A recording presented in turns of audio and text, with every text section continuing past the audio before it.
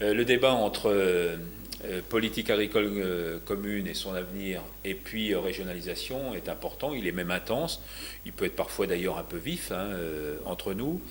Deux, trois éléments qui nous paraissent importants quand même à bien rappeler à ce stade. D'abord, autant sur le premier pilier, je crois que chacun est acquis désormais à l'idée qu'il doit rester communautaire par souci de cohérence, mais aussi par nécessité, parce que c'est un budget européen et il est important qu'à travers ce budget premier pilier, l'ensemble des dispositifs soient communs d'un bout à l'autre et du territoire et d'ailleurs même de l'Europe. Sur le deuxième pilier, et en particulier sur toutes les mesures dites de développement rural, il y a une forte attente, il y a une forte demande aujourd'hui des régions d'être plus impliquées, d'en être d'ailleurs les gestionnaires en direct. Là-dessus, la FNSEA dit deux choses, et deux choses qui sont simples. La première, c'est d'abord une question budgétaire. Nous ne voudrions pas, puisque, contrairement au premier pilier, ce sont bien les États membres qui développent un certain nombre de projets et qui font appel au cofinancement communautaire. Ça marche dans ce sens-là. Il ne faudrait pas qu'à travers cette régionalisation peut-être un peu excessive, on crée de nouvelles distorsions entre agriculteurs. En clair, je suis agriculteur dans une région qui a une forte capacité contributive. Je peux donc attendre de ma région qu'elle mette des moyens importants sur la table et qu'en contrepartie, elle génère elle-même des moyens importants de l'Union européenne. Je suis agriculteur d'une région où la capacité contributive est beaucoup plus faible et nous avons malheureusement sur notre territoire ce cas de figure. À moins qu'une réforme fiscale ne vienne, en quelque sorte, remettre un peu d'équité entre les régions, il ne faudrait pas que dans ce cas-là, l'agriculteur de ces régions à plus faible contribution soit pénalisé dans la mise en œuvre des différents dispositifs.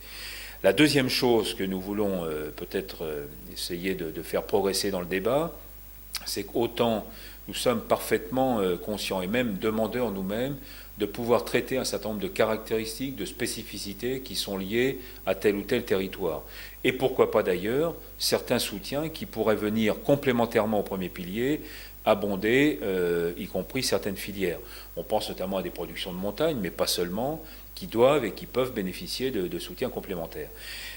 Autant nous sommes favorables à cette entrée-là, autant nous ne voudrions pas que 22 politiques régionales deuxième pilier amènent finalement implicitement 22 petites politiques agricoles régionales.